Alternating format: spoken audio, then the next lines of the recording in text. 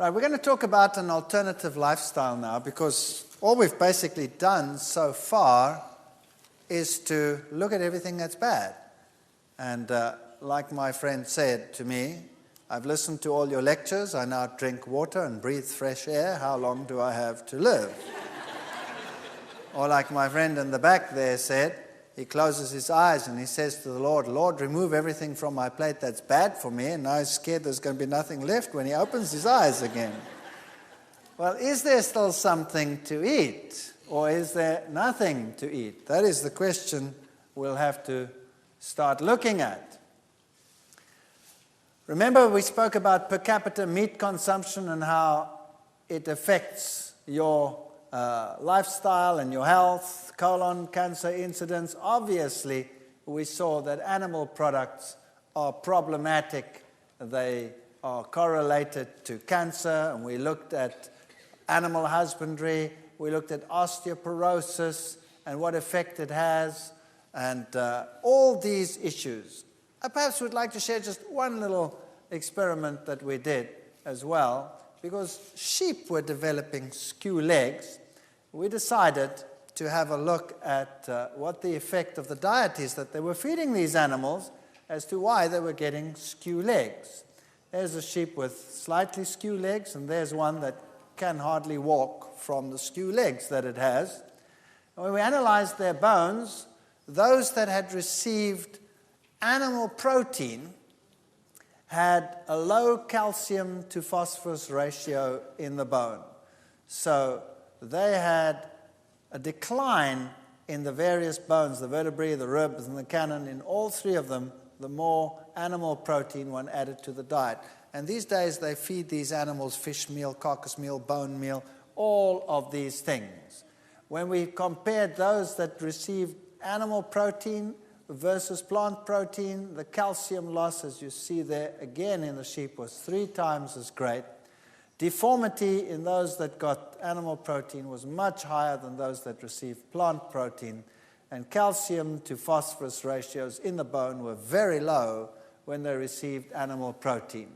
And generally speaking, this is what we found. If we look at this little graph over here, we found that if we gave them plant protein only, at a 12% level, they had very good bone development. If we added 3%, 5%, 8% animal protein, it got worse and worse. But if we added 8% plant protein, it actually improved. So plant protein definitely is the way to have a healthy system. We also spoke in the lectures about fear in the food chain and how animal products today are not what they were in the past, because there are bacterial resistances which are very high, reaching up to 100% levels in many, many cases.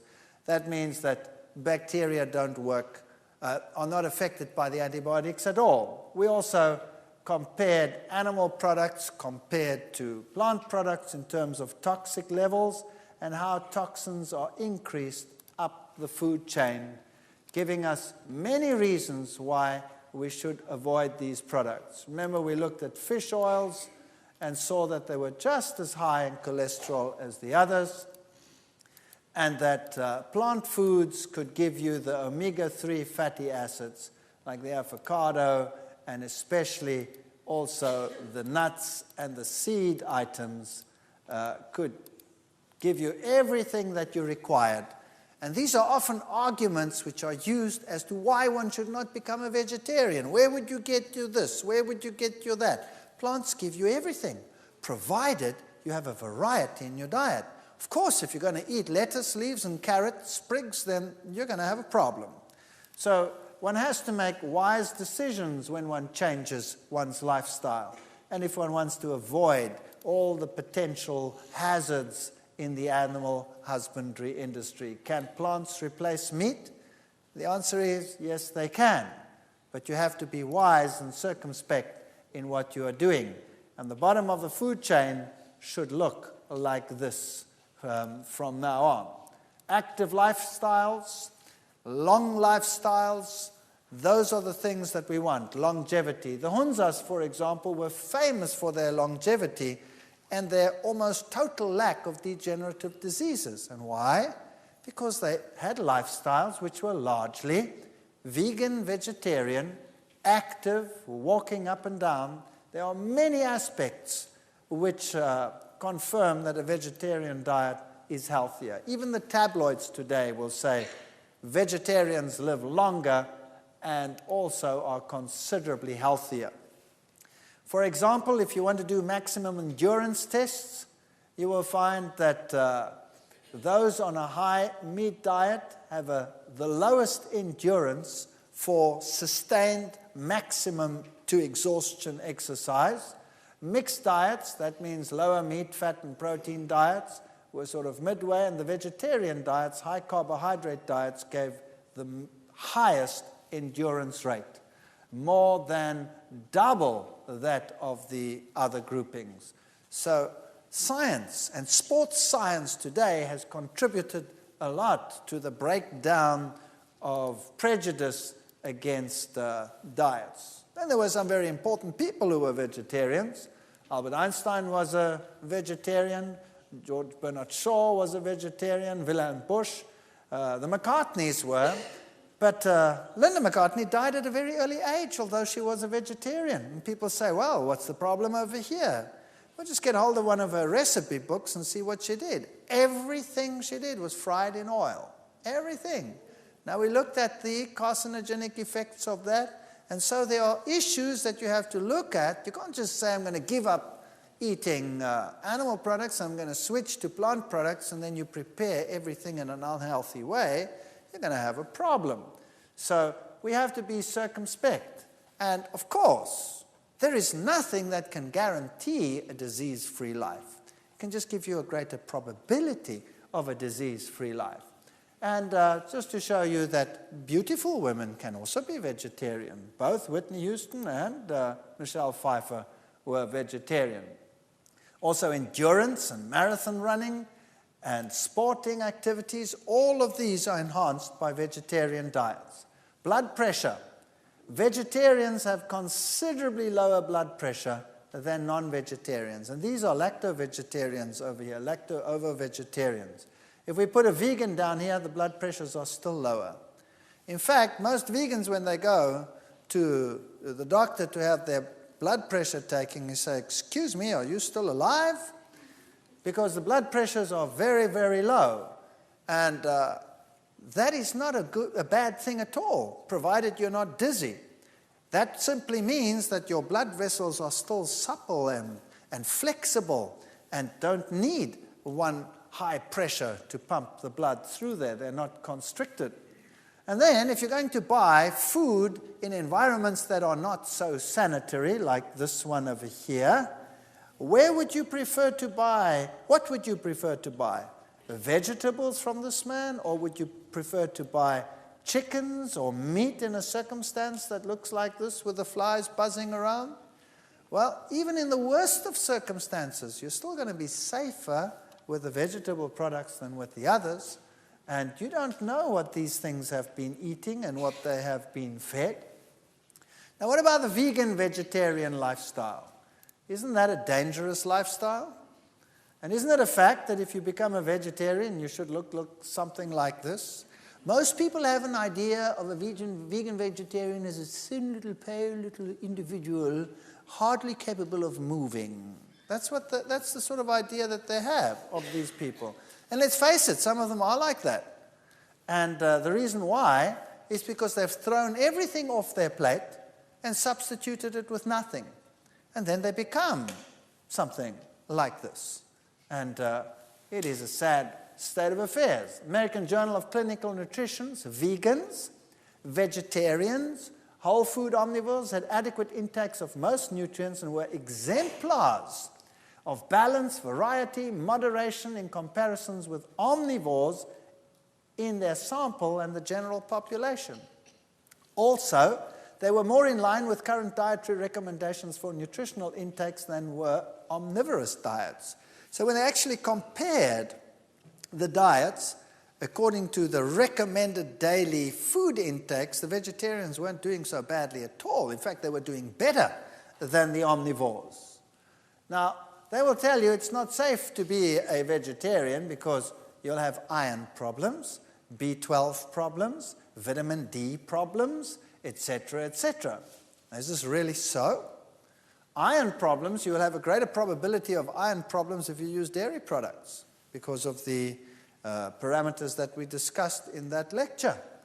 B12 is the one issue we will have to discuss. Vitamin D will be a problem only in areas where there's constant cloud cover. And even there you have UV coming through, so if you have exposure to the sun, you should be fine. You need exposure, but people today want to sit inside all the time. Here are stomach bacteria with decreasing gastric pH. Notice that the lower the pH, the fewer bacteria. The higher the pH, the more bacteria. The same in the intestine. The lower the pH, and so from the front to the back, where the acid starts coming in, you have an increase in the number of bacteria. Now, B12 is not produced by any animal in the world. It's produced by bacteria. And there are certain bacteria which in our intestines are quite capable of producing B12. Unfortunately, with the lifestyles that people have, these bacteria only occur here where there's an increase, and they occur in the last part of the intestine. And so they're too far back for us to benefit from them. So we produce the B12, but we do not absorb it. If, however, we were vegans and we took care not to mix fruits and vegetables, firstly we would have an alkaline saliva, and we would have bacteria in the mouth which would produce B12. And they don't produce bad odors. Bad odors come from poor fermentation in the stomach. So you would have B12 production in the mouth, plus the pH in the stomach would seldom, if ever, go below 4.5, so you're sitting with far less acidity. That means you're starting off here at a much higher level, and then you should be able to have B12 production. Now, there are other factors which affect B12. That's intrinsic factor. If you don't have that, whether you're a vegetarian or not, you're going to have a trouble with that. High acidity, which is more problematic for meat eaters than for vegetarians, would be a problem. And in fact, most of the world's population is largely vegetarian. Whole parts of India, large parts of Asia, Central Asia, for example, Central African populations, large parts of these, they don't have B12 problems. Western lifestyles, we sometimes do have B12 problems. So personally, I think that they are making a mountain out of a molehill, but I would suggest that if you are worried about these issues, if you have a high-stress lifestyle, which affects absorption in an acid environment of B12, well, then take a supplement or take a fortified milk that has B12 supplementation. But generally speaking, we do have the bacteria that produce the B12. So my suggestion, as I said again, is supplement if you have a high-stress lifestyle and all of these, or otherwise test yourself regularly. Once a year, have a test, because B12 is maintained in the body for a long, long time, many years, and you won't run out overnight. So if you have regular tests done once a year or so, and you're fine, then you have nothing to worry about. If it's low, well, then take a supplement. And the same would apply to people that eat meat. They are just in as great a danger. In fact, more of them suffer from B12 deficiency than anyone else. If we look at minerals, we need all these minerals: calcium, potassium, iron, manganese, fluorine, selenium, tin, phosphorus. There's a whole host of minerals that we need. And you will find that they have all these different functions. They're in bone, act for alkalinity, blood, they're antioxidants, they're for thyroid function, enzyme functions, you name it. And vitamins and minerals have to interact with each other. So if you want to have good activity of vitamin E, you'll have to have selenium and zinc and calcium, and all of these have to be together in the body. And vitamins also interact with each other, so you don't want to take selective vitamins. You want to have everything in a balanced format. And the minerals interact with each other, and no one mineral is an island and independent of each other. And here's a major problem in the world today. You see, plant foods can produce vitamins, sometimes if they're not mineral dependent, just by photosynthesis. But where do plants actually get their minerals from? They get them from the soil. Now, what if the soil in an area is depleted? What do you do then? Well, then you have mineral-poor plants. And if a plant is mineral-poor, then it has the problem that it doesn't fight infection so well. It's very prone to pests coming and taking advantage of the situation. And so the problem is that they start spraying these plants more and more and more. And most farmers only substitute their ground with about 5 or 6 minerals. They don't take care of all the minerals. We need all the minerals. So the very best thing that mankind could do is to reintroduce organic farming, where they make sure that their soil has every single mineral required for growth. That means you start using rock phosphates and calcitic limes and things like that, which have every mineral under the sun as your basis, and start producing plants like that. Now, that's a little bit more expensive than the other fertilizers, but the rewards would be tremendous. That's one issue.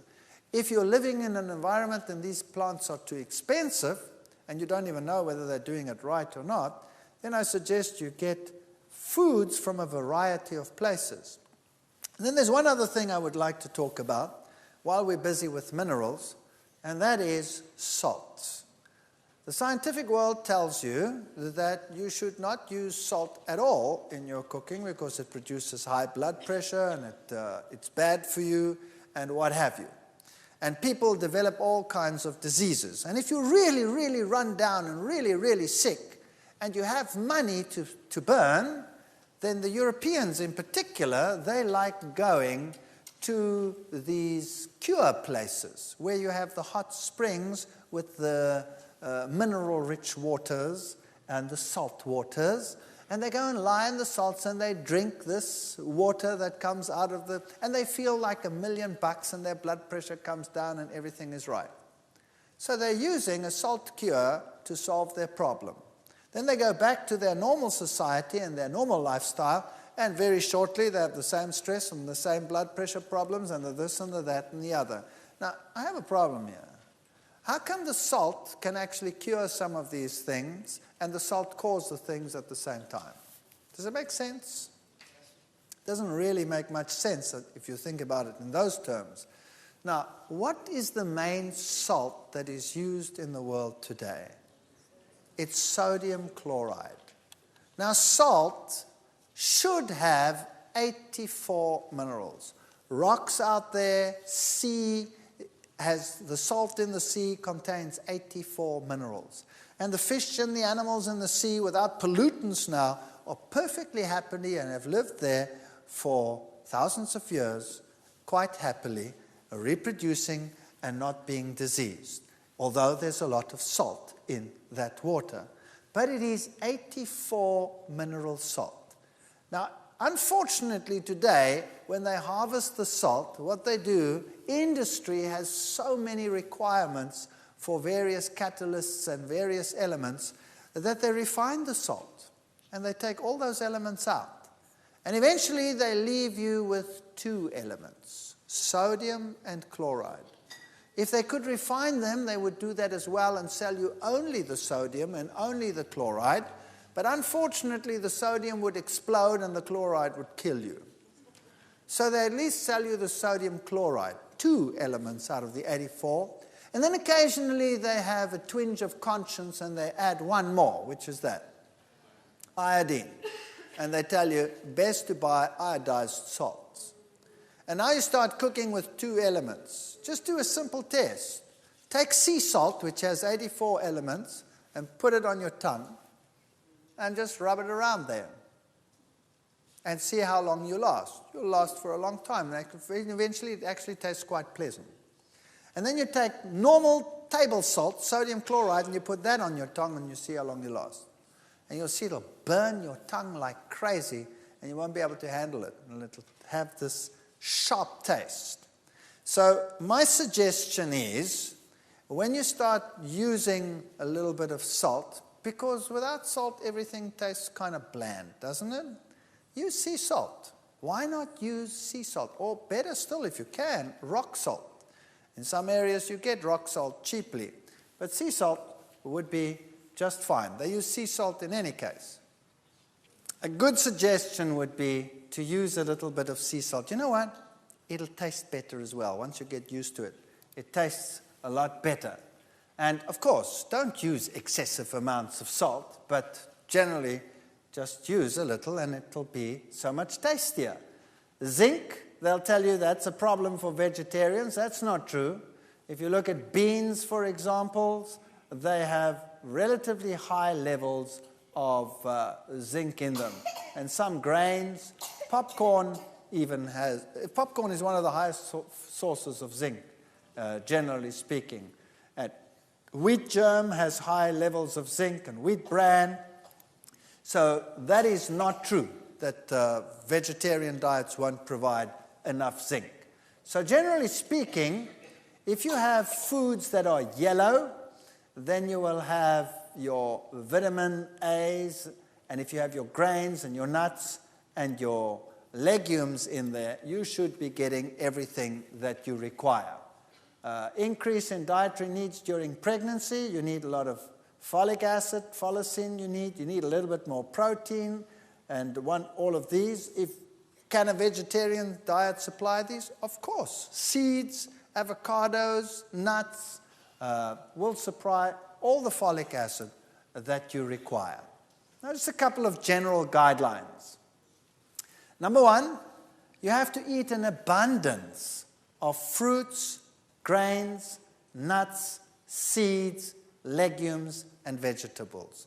You cannot just remove the heavy foods and sit with only fruits or only vegetables. You have to have grains, varieties of nuts, seeds, legumes in your diet, and you don't have to eat them as such. You can work with them and change them and modify them. You have to eat more alkaline-forming foods than acid-forming foods. That happens automatically when you become vegetarian.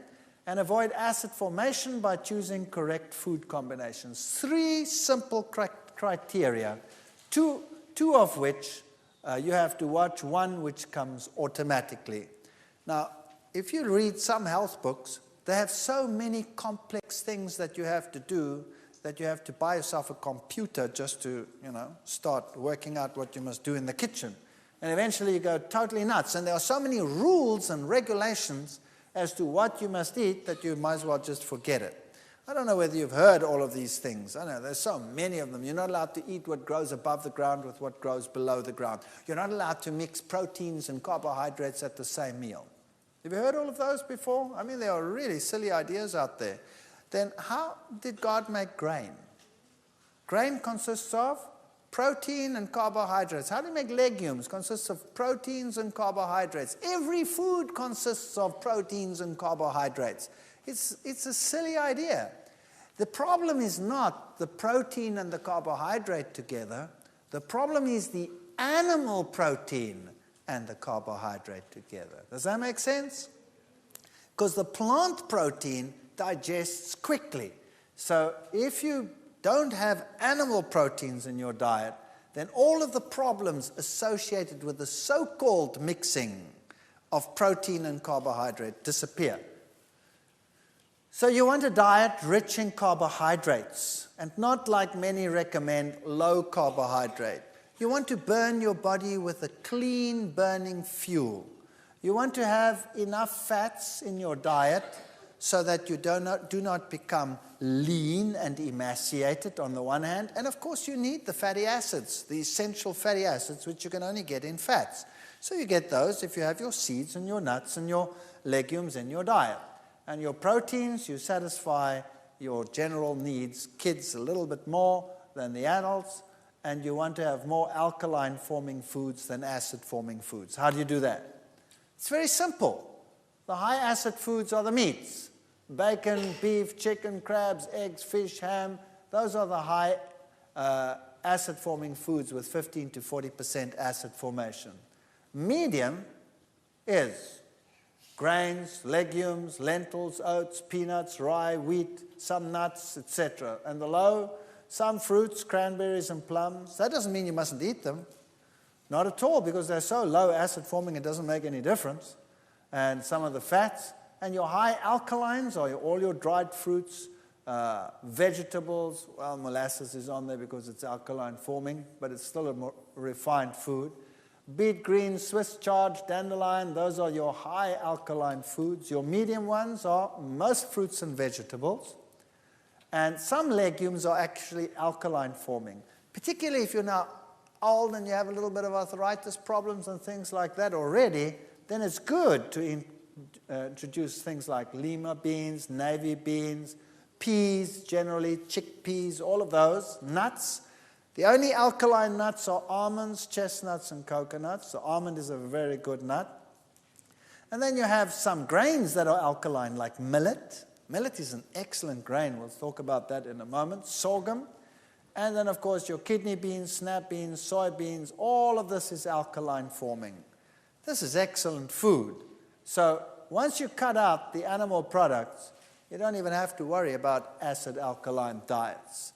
And by the way, it's the minerals that are acid producing more than anything else. So your alkaline minerals abound in fruits and vegetables. Now, here's a typical suggestion. They say you must have legumes, nuts, seeds, including nut butters. You can use fortified soys or soy milks, vegetables, fruits, grains, and bread. And if you get enough of those in the diet, you should be fine. And when it comes to young children, the only thing that changes is the proportion. So you want to have cereals in the diet, you want to have fruits pureed, but when it comes to the energy foods, you want more of those in children's foods than in the others. So cereals, fruits, protein foods, green leafy or yellow vegetables will supply every single requirement that you need. And you can see that all of it is being met, or 99%, with just a very moderate intake. Some useful equipment that you need. A good blender is very useful in vegetarian cooking, because you're going to start making nut creams and nut butters and milks and sauces and things like that, and cheese substitutes and all kinds of things. So a good blender is a very, very good investment. Now, when I talk about a good blender, I mean that one that has a powerful engine and one that will really spin. Because if you buy a weak one, it won't do the job. It'll irritate you. It'll chop the things around, and you'll have gritty pieces in your mouth when you want to find cream, for example. It'll be most unsatisfactory. So rather invest in a good blender. A heavy base or non-stick frying pan, waterless cookware might be quite good. And some people like extras like waffle irons, food processors. And if you're really going all out, some means to grind your own flour. That's just nice. If you have access to stone ground flour, well, then you don't have to get those pieces of equipment. Stone ground flour is a terrific way to go. Ensuring proper combinations. Notice that there are some foods that are neutral. That is, all grains, all legumes, all nuts, all seeds, some vegetables, like those that are high in water, like cucumber, lettuce, sprouts, tomatoes, some people yes, some people no, and the herby plants. Those would be sort of neutral, and some fruits would be neutral, the high oil ones, avocados and olives. Then the fruits is anything else that is a fruit, like an apple, an apricot, banana, and what have you. All of these can be eaten together with this. So you could have a meal which contains a grain. Let's say bread, a roll. And you could have a patty on there which is made of legumes and nuts. And you can have lettuce on there, and sprouts on there, and tomato on there. And you can have a sauce on there which you make with seeds or nuts, combinations. You can have avocados as a butter and olives in there and eat it with all that fruit. So you can have a terrific meal with a table full of fruit and bread and spreads and all kinds of stuff and patties, but you don't mix your vegetables in there. So if you want to have a meal with vegetables, then the vegetables are also compatible with any one of those. But the vegetable and the fruit together, they're a problem. And that's a very interesting thing. You see, the fruit digests the fastest. These, if they are all of plant origin, digest second fastest, and the vegetables, which have hard, compact cell walls, digest the slowest. So if you mix these two, you will actually get fermentation. Whereas if you mix those two, you don't get fermentation. Mixing fruits and vegetables, no fermentation. The time is not long enough difference for fermentation. Mix vegetables and the grains and legumes and nuts, etc. Time is not long enough for fermentation. Mix the two together, you have a problem. So that is just to keep a nice alkaline system. It makes a big difference in terms of, for example, acidity and also just alertness. It's not a law of Medes and Persians, and if you are a guest somewhere or you do not have the possibility of always doing this, then it's no big deal. If I do it, for example, I'm quite sensitive to this because I actually take care not to do it. If I do it on occasion, I feel the difference. I feel I have less energy. So these are sort of the neutrals that you can eat with any category of food, with fruits or with vegetables, whatever. Grain-legume combination is always a good combination because of the protein. It gives you a perfect protein. So a diet that contains grains, nuts, seeds, fruits, vegetables will supply a superb blend of nutrients. And the African diet, as we said, is legumes and grains, and that is their protein source. Then they have lots of vegetables and lots of fruit.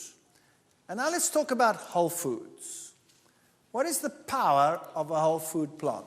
Number one, it exceeds that of their component parts. So if you take the things apart and you eat them separately, like in refined foods, you would have to do that, you do not have this enhancement that you get in the whole food plant.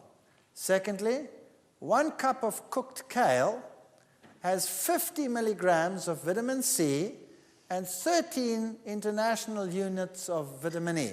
That's pathetic. That's pathetic.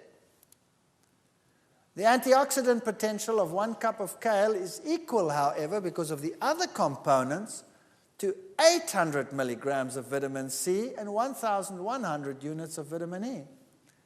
So you could be looking at 13 and say that's pathetic, but because of the other components which boost it, it's actually that much. And the balance is so much better. So it's far better to eat a whole food than to eat anything separate. Refined foods, avoid them. Now, everybody occasionally gets sick of healthful eating. I do. You eat healthy food every day. I'm sick of all this healthy food. I feel like something wicked today. Well, then you go out and you eat something wicked within certain parameters, if you know what I mean. You don't go and slaughter an ox now.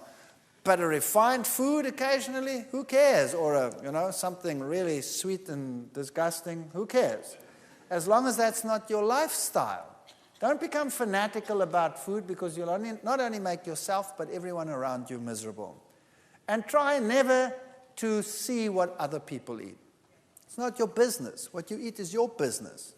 And what they eat is their business. Set a nice example and people will like to follow it. Don't refine it. If you can, use it. Now, what does that mean? How do you think whole foods? What do you do? What do you do if you find a pile of nuts and seeds and stuff like that? You go clonk, clonk, clonk, clonk, put it on your plate and say, there. You want to be a whole food fanatic? Go and eat it. No. You must learn what to do with them. You must change these things. These are whole foods. Those are whole foods. And variety, variety, variety is the spice of life. By the way, eating breakfast saves lives. Possible reducing the risk of a heart attack. If you have a problem during the day and clot potential, those people who are breakfast skippers have a 2.5 greater probability, in other words, 2.5 times the risk category to a person that eats normally and has breakfast. So 2 to 3 hours after awakening, if you had breakfast, you are better off than if you do not have it. The advantages of eating breakfast is more efficient problem solving, improved memory, improved verbal fluency, attention span, better attitudes, better scholastic performance, and that's a good reason why you should have breakfast. These are all the nice whole foods you can find in some stores. Now let's think about what we can do with specific foods. And I think perhaps we should do this in the next session.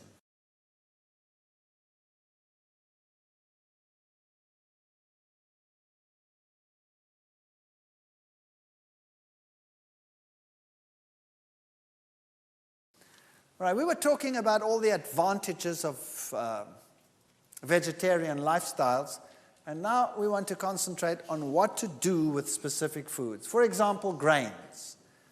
You are now thrown out a lot of things. You've thrown out dairy, you've thrown out meat, you've thrown out all of those things. Now, what to replace them with? Now you have to start thinking grains. You know, if we were to take the grains in the world and put them into tiny little packets, just like this, we did this once in South Africa. We went to a seed store and we bought all the different edible grains and put them into tiny packets, and we packed them around the hall from one side all the way around, right round, and said to the people, you go and look at all those grains. And they were stunned. All the grains that you can buy, all the sorghums and the various wheat types and the eastern grains and the millets and all these wonderful things, just hundreds of different grains. So there's barley, for example, which is a rich mineral food and is rich in B5 vitamin. So if you have B5, that promotes fat metabolism. So if it's cold, if it's winter, for example, just a touch of barley in something, in a stew, or a little bit of barley mixed in with rice that you're cooking, and you have a better heat production. Maize, for example, is an excellent food. These are all the different grains that you have to start thinking about and what you can do with them. Millet is a fantastic grain. It's a wonder food. It's China's oldest grain. It can replace eggs in all patties, pancakes. Millet patties are fantastic. Just fry a little bit of onions. You don't even have to use oil to fry onions. You can just use a dash of water and a dash of something to make it a little bit flavored, whatever it is, soy sauce or whatever, and then just saute them until they go brown and sticky, and keep turning them around, and add that to a patty with cooked millet and a little bit of oats to bind it, and you have a wonderful patty. It replaces eggs. It's very high in iron. It's high in vitamin E, and the great thing about it, it's an alkaline grain. So people, older people in particular, people that already have joint pains or anything like that, could benefit tremendously from this. And what is even better, it's a complete protein. So for children, it's a wonderful grain. Protects against arthritis. It's one of the alkaline grains. It's high in lecithin. It's a complete protein. Added to bread, cookies, muesli, soups, casseroles, whatever. You can do marvelous things with millet. Just cook a little bit of millet. If you want to make a spread, cook together until soft, just like you would cook rice. 1 cup millet, 2.5 cups water. So you take the millet, make sure you buy dehusked millet. Millet is bird seeds. You know how birds live and how long they live just off millet, nothing else? They do very well on millet, so we could do well on millet. But we don't have beaks. We have teeth. And birds dehusk the millet, and then the husks lie down there. If you bought it husked, you would have a chewing experience par excellence. So just like any other grain, you have to buy it dehusked. A little bit of salt, good salt. You can put something to make it yellow. You could just, for example, use a little bit of turmeric. If you don't want to use turmeric, use a tip of a carrot and blend it in there, then it goes yellow. And some water, and you blend till smooth, and then it looks like that. Looks like a butter. You can have bread with millet spread. It's rather neutral, so you could put something sweet on there, you could put something savory on there, you could do whatever you like. With millet, you can make a fantastic pudding. Notice how smooth and creamy it looks once you've put it in a blender. So you put this cooked millet in a blender and you make it absolute smooth and creamy, then you can make a pudding out of that that is fantastic. So you can blend in some dates, for example. You could blend in a little bit of carob powder, then you'd have a chocolate pudding. Then you put in a yellow layer on top of that. You could put fruit in between, put it in the refrigerator, and you could make a pudding that is better than any bought instant pudding. Marvelous things you can make with millet. Oats is another wonder food. It's a very good calcium source. It's high in iron B. It's the second best protein grain. It's a superbly digestible grain. So old people, young people, use these. You can use the oats to make granolas, to make mueslis, to make patties. You put it into everything. It takes the place of an egg anytime. You can make waffles with oats, blend it and use it as a waffle base. Wonderful things you can make with oats. We'll come to some recipes in a moment. Rye, for example, is a German grain, and add some rye to your flour just to change things around a little bit. Muesli, rolled oats, chopped nuts, raisins, pumpkin seeds. The pumpkin seed is a seed with an incredibly good protein in it. It's also a complete protein, and just a little bit of pumpkin seeds will provide all your protein needs for a whole day. So if you could start your day with rolled oats and nuts and raisins and seeds and some fruit, shredded coconut maybe, sunflower seeds, sesame seeds, and you roast them all together or toast the slightly rolled oats under the grill, stirring frequently, and lightly brown, spread the sunflower and sesame and coconut over the top, and mix the remaining ingredients, and you have a great muesli. If you want to make a granola, which is more crunchy, granolas that you buy in the stores are full of oil. And the oil that they mostly use is sunflower seed oil. And because it's packaged like that, it's oxidized. So it's really not the best thing in the world, and it's horrendously expensive. Have you noticed that? You can make it far cheaper, and it tastes terrific, and you don't need any oil. You can take rolled oats, say 8 cups rolled oats, a little bit of sunflower seeds, some coconut if you like, chopped nuts. You can vary that as you like. But this is your binder. 2 ripe bananas, 1.5 cup chopped dates, a little bit of good salt, hot water. You can use some natural vanilla. And these mixtures over here, you stir the 2 mixtures together, and you mix this in a blender, all in a blender. Then you have this liquid, and you mix them all together. And you put them in a cookie sheet and bake them at 250 Fahrenheit. That's a low heat. That's a low heat for about 1 hour, stirring every half hour. And then it becomes a nice crunchy granola with no oil in it. Tastes terrific. Serve that with soy milk, and you've got it made. And it's a lot cheaper if you buy these in a store where they sell seeds cheaply. Rice, try getting used to unrefined rice. It just makes such a difference. Now, some people don't like brown rice. They say it's too chewy. The way to get around that is to soak the brown rice overnight like you would soak legumes. And then when you cook it, it gets light and fluffy. That solves the problem. And you don't lose 80% of the B1, 40% of the B2, and 60% of the B3 vitamins, as you do with white rice. And start using the rice differently as well. Don't throw the leftovers away. Use them in patties and become innovative. You don't throw anything away. You remodel everything. That's what you do. And you make great things. Wheat. Notice that I've written there, bread, bread, bread. Do you know, people today are suffering from wheat allergies and gluten allergies and this allergy and that allergy. Have you noticed that? Most of these allergies are secondary dairy allergies. Bottom line, if you throw out the dairy, which is making everything else with it incompatible, we always throw out the good and we keep the bad. It's horrendous what we do. Throw out the bad and keep the good. People say to me, for example, oh, I can't eat apples. They make me sick. I said, you eat an apple after you've had a meal with meat and, then you eat an apple and the apple makes you sick? And he says, yes, that's exactly what I do. I said, well, why don't you try throwing out the meat and eating the apple? Oh, no.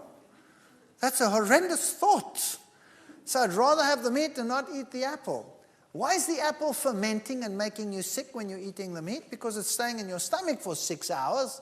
Obviously, it's going to ferment, so throw the apple out. Sorry, throw the meat out. That would be a better solution. So bread, bread, bread. Use the wheat. It's a high-energy food. It's an excellent primary nutrient combination. It's mineral-rich. It's rich in B and E vitamins. And try not using refined. Try getting whole grains. And if you buy whole wheat grain at your store, remember what you are getting. They have bolted the wheat. They have huge piles of bran. They're selling most of their flour as white flour, and then they have the germ. So normally what they do when they sell you whole wheat flour is they're going to take the white and they're going to mix as much of that bran back in there as they can. And you're buying a pack of 50 or 60% bran, 40% white flour. That's not what it's like in a grain. You bake a bread that's as heavy as a rock, number one. Nobody wants to eat it because there's not enough white flour mixed in with the bran as it would be with stone ground flour. All kinds of problems with that. Try and get stone ground flour, and if you cannot, if it's impossible, then do your own. Even if you have to soak grain and liquidize it and use that as a dough, that would still be better. But when you make your own bread, you can play around. You can add rye. You can add a little bit of millet. You can have all kinds of things. The easiest bread to break is the simplest bread. So here's a simple bread for you. 1 kilogram stone ground flour, that's about 2.2 pounds or something like that. Stone ground whole wheat flour, approximately 10 cups. 1 packet of instant active yeast. It doesn't matter which yeast you're going to use. You're going to destroy the yeast in the heat in any case. And a little bit of good salt. 1.5 tablespoons of good salt, not sodium chloride. Then you blend together 900 milliliters of water, and then you can add anything sweet. It doesn't matter what it is. You could add white sugar. It wouldn't make any difference. You know why? Because the yeast is going to utilize it all. It's going to just use it up if you don't put too much in it. But it's also good to use, let's say, fruit. You could use a little bit of raisins. Half a cup would be a little bit much. I would say a 1/4 cup raisins or a tablespoon raw brown sugar. Or you could use honey. You could use molasses. You could use something sweet like an apple. You could grind it up and or liquidize it, and that could be your sweetener. So 900 milliliters of warm water, that's about almost 2 pints, and then something sweet. Best would be liquidized currants would be the very best because they're very high in iron. And mix that in there, and then knead your bread. Knead your bread, and knead your bread, and let it rise, and punch it down, and knead your bread, and then you mix and develop the gluten so that it's like chewing gum, like chewing gum. If you then put it in the oven, all the air that is produced by the yeast gets trapped, and the bread rises nicely, and you bake it in the oven at a relatively high heat to begin with to stabilize the bread. Then you'll have a light, sweet bread. If you do not mix it properly, what's going to happen is the gas is going to produce, the bread will go up. There's not enough chewing gum to trap it, to blow a bubble. So what happens? The bubbles pop and the bread goes, and you bake a perfect brick. And you need a chainsaw to cut your slices, or you could kill your husband with it if you're angry with him. So a simple bread has very few ingredients. Now people actually say, now hang on a second, is that a healthy bread? I actually want everything healthy in my bread. And they put all the things that they can think of in the bread, and they bake this heavy bread, and they need a wheelbarrow to cart it around. And it's soggy and heavy. You don't have to build a perfect meal into a bread. You eat the meal that's perfect together with the bread. So you eat all the other things with it and make it a balanced meal. So the simpler the bread, the more likely it's going to work. And once you've learned to eat this bread, all other bread tastes like cardboard. I assure you. If I don't get this type of bread, I get withdrawal symptoms after a while. And that's what a bread should look like. It should be nice and light and fluffy. It shouldn't be heavy and soggy. Nothing wrong with a heavier bread. For example, rye breads will be heavier. But what's nicer than a good bread? Now, legumes. We have to start thinking legumes. Carrot beans, chickpeas, kidney beans, lentils, lima beans, mung beans, broad beans. Peanuts are a legume. Have you ever thought of buying raw peanuts and soaking them like a legume and then making patties out of them? They don't taste like peanuts at all. Only roasted peanuts taste like peanut butter. They taste like a legume, but they taste like a rich, almost lamby, beefy legume. When you make a patty out of them, they really are magnificent as a legume. The soya bean, etc. But now you have a problem. People say, I explode when I eat legumes. I cannot handle them. Now, let's understand something about legumes. You have to pre-soak legumes. Raw, dried legumes contain alkaloids, glycosides, saponins, and these are a problem. In fact, they are in the seed to prevent it from germinating. It's an enzyme suppressant. So if you take a legume and you soak it in water, and the legume soaks up all the water, how many of these products have you got rid of? None. They're all still in the legume. Now you take your legume, it's nice and soaked, and you prepare it and you cook it, and all those enzyme suppressants that prevent the legume from sprouting are still in there. Now you're getting those enzyme suppressants into your stomach, and you're not digesting it too well. Your enzymes are also suppressed.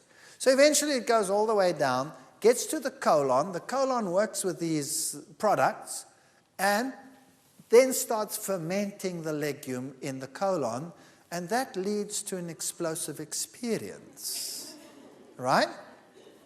So what you want with a legume is you want to get rid of these things. You want to get rid of them. How do you do that? You soak in huge quantities of water, and the water goes what color? Goes either reddish brown or one of those, right? That's all the tannins and the saponins and the glycosides and the stuff that's coming out. Now, what do you do with that water? What do you do with it? You throw it away. And not like some well-meaning individual who thinks, well, this looks so good, I'm going to cook the pea soup with that one. Well, I'll tell you, you don't need nuclear weapons then. Just send that pea soup. It's the most explosive thing under the sun. So what I would suggest is that you buy your legumes, soak them in lots of water, pour the water off regularly. If you're sensitive to legumes, do that, if it need be, for 2 days, 3 days, regularly. If you don't change the water regularly, they'll go bad. Just keep on pouring off the water. And then what do? Going to wait 3 days or 2 days for a meal? Of course not. You put them into freezer bags and you pop them in the freezer and they're fine. People will say, oh, don't I lose the energy value and the food value? No, you don't. You can take those very seeds and go and plant them and they will grow. What happens in nature, in Europe, in the winter? What happens to those seeds? They freeze in the ground, and then when the water comes and it rains, then all the stuff leaches out. When the stuff is out, then it can sprout and it will grow. All the nutrients that you need are in there. So soaking is essential for a legume. There are lots and lots of different legumes, and you can have such fun with legumes. You can make the greatest stews, the greatest soups, the greatest patties. You can make roasts. You can go to town on a legume. But you don't have to have huge quantities of legumes in your meals. That's another problem. We eat too much of it. It must just be a portion of the meal, and the rest must be the vegetables or the fruits or whatever else you want to go with it. The soybean is such a magnificent bean. It is rich in linoleic acid. It is good calcium source, iron source, everything that you need. And if you look at the composition of selected soybeans, I'll just put this here for clarity's sake. Beef, for example, look down that list over there and compare with raw or cooked soybeans, you will see that the soybean compares excellently with anything else. And tofu is a wonderful food. You can make great things with tofu. You can make mayonnaises. A little bit of soft tofu, water, onion salt, garlic salt, or whatever you like. Lemon juice, honey, or a little bit of raw sugar to taste. Blend them together, you have a mayonnaise. Now imagine what a mayonnaise normally is made of. What's a mayonnaise made of? Egg yolk upon egg yolk upon egg yolk, together with lots of sunflower seed oil, together with lots of vinegar. It's the worst combination under the sun. It's the worst for your cardiovascular system. You cannot imagine worse. Imagine a mayonnaise that you make with blended cashew nuts. Take some cashew nuts, cover them with water, blend them till they're very smooth. Add a little bit of your favorite seasoning, and then some lemon juice, and voila, you have a mayonnaise that is absolutely marvelous. Now people say, cashew nuts, that's expensive. Hello? How much does a chicken cost in this country? What does a chicken cost? Who can tell me? So let's say $4, right? So let's say that chicken weighs what? 1.5 kilos. So let's say it's about $3, or let's say $2 per pound. Is that about right? Is that about right? $2 per pound. Good. How much of that chicken is bone? At least half of it is bone. So you're not paying $2 per pound, you're paying $4 per pound already for your chicken. Now, how much of that chicken, once you have deboned it, is water? 70% of it is water. So how much are you paying for your chicken? Well, you go and work it out. You're paying anything up to $7, $8, $9, $10 per pound for your chicken. It's a very expensive meal. It looks cheap, but what you're getting is water, 70%, what you're paying for. If you buy cashew nuts, how much of it is food? 100%. So even if you're paying $4 or $5, it's still cheaper than your chicken. So don't tell me cashew nuts are cheap or expensive. All right, and you need very little to feed a whole lot. You can make great mayonnaises with tofu. You can make omelets with tofu. You can make, there's so many things. Go to any Korean or Chinese person and ask them, what do I do with tofu? And you will be stunned. So go to the various nations that use these foods. Omelets are terrific with tofu. Half a cup of tofu, you can use a little bit of rice flour, add a little bit of cashew, ground nuts, that would be great, liquidized.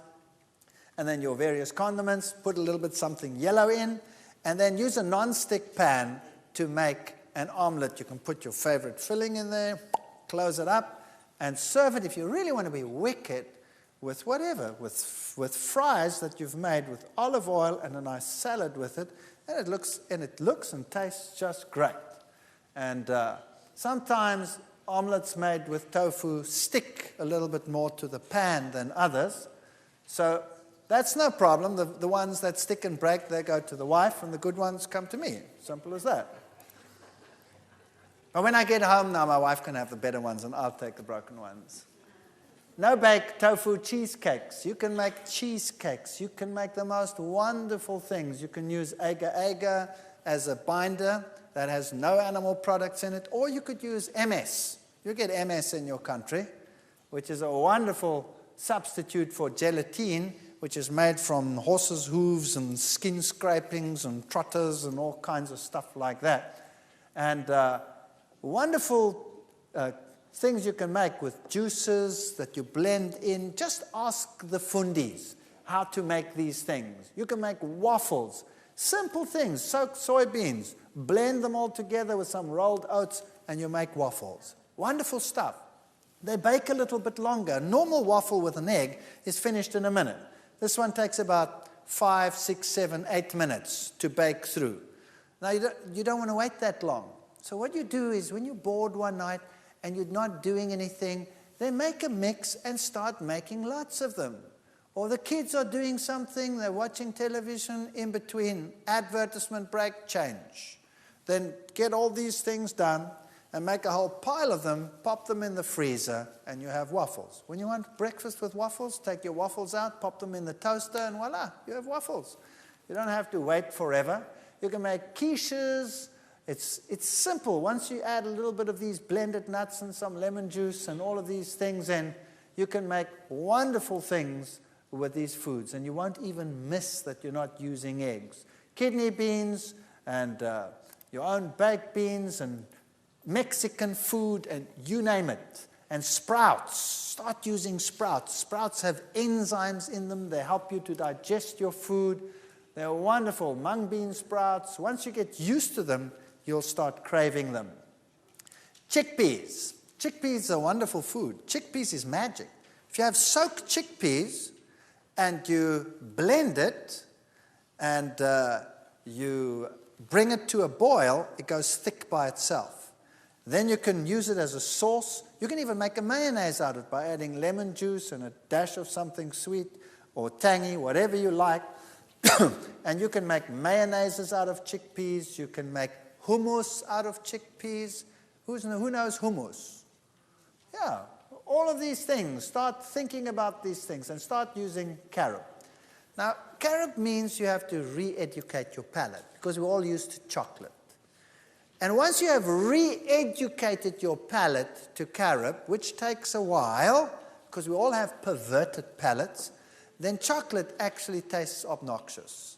Believe me, I ate whole slabs of chocolate in one go. I cannot stand the taste of chocolate anymore.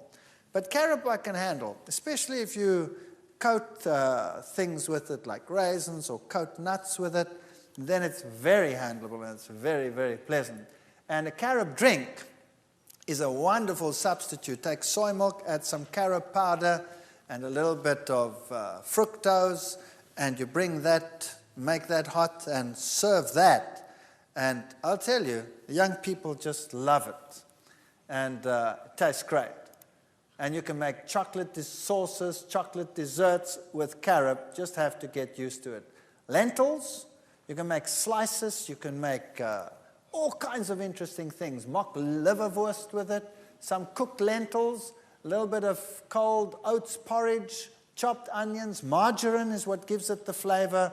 If you like a large clove of garlic, some salt, and blend this together and keep the onions just a little bit chewy, in other words, not pureed, and then you have this crunchy liverwurst taste that you can put on bread. You can make savory spreads.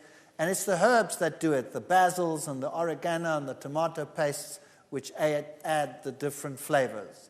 And your nuts and your seeds are your sauces and your creams and your energy booster. So, for example, if you're as thin as a rake and you want to put on some weight, then you start using more of these foods.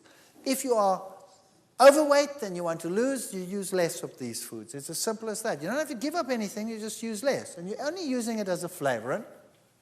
So you can make nut milks, nut sauces, nut creams, nut mayonnaises, and you could use seeds as well. You could make the same thing with sunflower seeds. You could make sunflower mayonnaises, sunflower creams, sunflower sauces, same things. You can do it with sesames. You can make your own tahinis, your own creams with sesame, sunflower, with pumpkin, any one of those. So start looking at nuts differently. Coconut. Coconut contains saturated fat. So if you have a problem with weight, a little bit more coconut in the diet, coconut cream, coconut milk, that will make you put on weight. And it is not true that you're going to suffer cardiovascular disease. Because it comes packed with plant protein, it doesn't have that effect. Saturated is not necessarily as bad as animal-saturated foods. Otherwise, all the South Sea Island people would have cardiovascular disease in the past, and they didn't have it.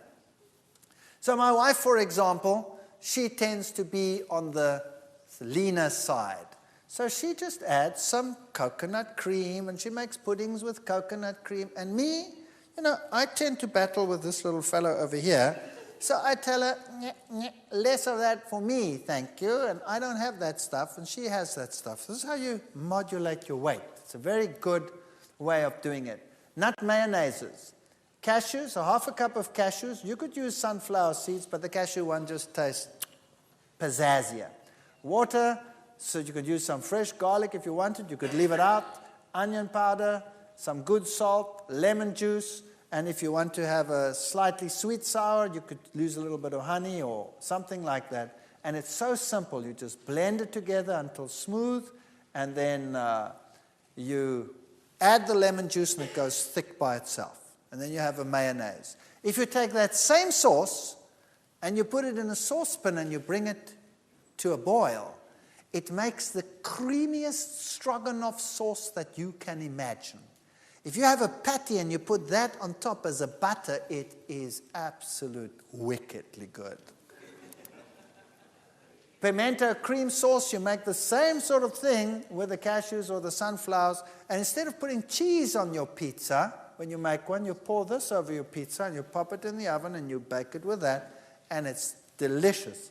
And once you start getting used to that, cheese actually tastes like rubber after that. And you won't want to change. Lasagnas, if you use your noodles and your tomato and your onions and your whatever you want to put in between, and then you put this cashew cream sauce in between your layers and one on top, and you bake it with that, the aroma is enough to kill you. In a nice way, of course. And we do this in the field. Occasionally, once every 15 years, I get to go out in the field, and you take a nice pot, and you put this over the coals and the fire, and you put a lid on top, and you put coals on top, and you bake this thing in the coals. I'll tell you, the people come running and say, "What's that?" And it tastes terrific.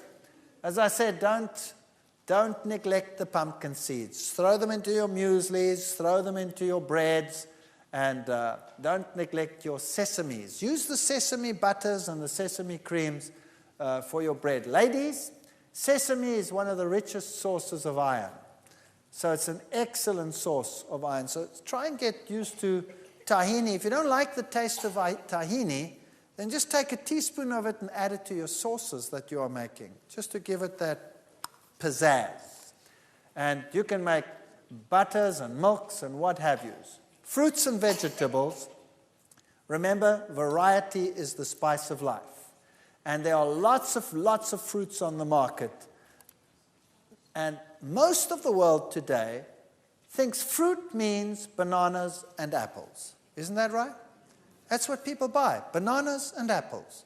Now, there's nothing wrong with bananas and apples. Bananas and apples are good. By the way, now that I think of apples, people tell me, what about apple cider vinegar?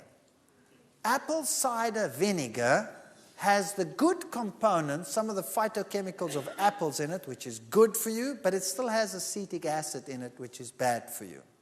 So why not take a little bit of apple juice and add some lemon juice, and then you have apple cider vinegar that is not with acetic acid, but is with citric acid, which is much, much better.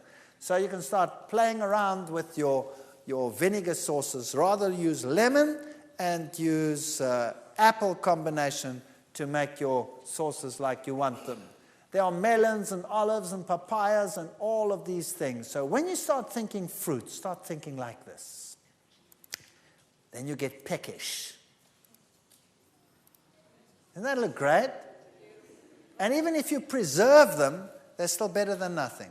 Preserved fruit is better than no fruit. And when you start thinking vegetables, again, think variety. Think cauliflower, broccoli, Brussels sprouts. Think dark green things. And you know what? If you don't like them, start changing them. If you don't like spinach, well, many people, if you get a cooked spinach leaf on your plate, that might not be so appetizing. How about sauteing some onions, chopping the spinach, and putting them together, and then adding a little bit of cashew nut cream and making a creamy, delicious spinach that really tastes like something and has some zuma in it. Get a little bit of pizzazz into your cooking. So everything doesn't have to be bland on your plate. It can be wonderful. And start becoming innovative. Start thinking what to do with the leeks and the garlics and the onions. And remember, these are your top 10 fruits in the world in terms of the antioxidant power that they have in them. Strawberries. You live in a strawberry country. And plums are very good. Oranges, red grapes, kiwi, grapefruit, white grapes, banana, apple, tomato. And gentlemen, remember, the tomato is an anti-prostate cancer fighting food. So start using tomatoes, lots of them, and get used to them. And the antioxidant vegetables, I wouldn't put corn on that list because that to me is a grain, but nevertheless, leave it there. Kale is very good. Spinach, Brussels sprouts, alpha, broccoli, beets, red bell peppers, onions. I would put cabbage in there as well as one of the best antioxidant foods. So the cabbage family in general, kale of course is part of the cabbage family, and wow, that's a power food in terms of iron and in terms of calcium. Wonderful food. So start using these things. Food sources that fight cancer. Brussels sprouts has sinigrin, broccoli has sulforaphane and other components as well. The red grapes has resveratrol. Citrus has limonene. So if you have a variety of foods, you get a variety of anti-cancer agents. If you only have one food in your diet, you'll only have one anti-cancer agent. So why not fight on all fronts if you can? So remember, your high anti-cancer foods are garlic, cabbage, licorice, soybeans, ginger, carrots, celery, parsnips, and then your grains generally, and your tomatoes, your eggplants, your peppers. Put these foods into your diet and fight cancer. Now, I've written a book on this. Unfortunately, this book is published by CRC Press and MedFarm, which is not unfortunate in terms of the science thereof, because those are the best scientific publishers in the world. But that means that this book goes out to the medical world. That was my target, to try and reach those that can affect most of the people lower down. So if you want to buy this book, it's horrendously expensive. I would not be able to afford this book. So that's the sad part about this book, that it's very expensive because of that. And you don't actually need the book because it has a lot of science in it. If you're interested in that, that's good. There are lots of recipes in that. But there are so many recipe books out there in the world. And there are so many books that put this simply. But you don't want to get one that makes life complicated for you. You want simple, straightforward recipes that tell you how to prepare food in a tasty, wholesome way without 10 million rules to drive you nuts. That's what you basically need. And if you take some of the ideas that we've spoken about today, and you go to those who've had some experience in this and start getting involved in cooking schools, or I hear that you have chip programs and things in this country where you might get some wonderful ideas. then get involved slowly. And as the bug bites you, it will be fun. And once it starts being fun and once it starts tasting good, you will feel better, you'll be excited, you'll have more energy, and you can be an example to others. Don't make a religion out of your diet. There's nothing worse than putting diet before religion. God comes first, food comes second. Food is there to be enjoyed, but why not enjoy it and be healthy at the same time? Thank you. And you can be a light unto others, and you can help them to a healthier lifestyle. Just this message alone. We get hundreds and hundreds and hundreds and hundreds of letters. I was lecturing in Germany once, and there was an old lady sitting in the back in my lectures. It was in a big hall. There were over 800 people in the hall. And she was in a wheelchair. And she was in an old age home, and she had terrible arthritis. Her fingers were like that. And she was, I don't know exactly how old it was. I speak under correction, but I think she was in her 80s. So a very old lady. And I happened to return to the same town 4 years later. 4 years later. And I was finished lecturing, and like always, you're tired because you're doing all these lectures and you have hundreds of people. And if there are 800, well, then there are 800 more questions than normal. And, the people were asking and asking. And suddenly this little old lady came and she put her arms around me. And there she stood. She was only about yay high. And she was very old and her fingers were still skew. And she said to me, 4 years ago you were here. And I was in the old age home, so arthritic I couldn't move my fingers, and I was just waiting to die. And now I stand next to you. I've left the old age home. I've gone back to my apartment. I can do my own work again. I even do my own gardening again. And maybe I'll end up in the old age home again one day, but for the moment, I'm happy that I can be at home. I implemented what you said, and I could get up out of my wheelchair. That makes a difference. And I don't care about all the critics then. That's what makes it worthwhile. And people that had been given up for dead with cancer, that had operated, closed up, sent home to die, changed their lifestyles, and their tumors went back and back and back. Not everybody, some die, but some that actually stick to it start getting better. And we've got just piles and piles of letters, and it just makes sense to tell people how God, if you think how God had put everything together there in the beginning, He tells us what the original diet was.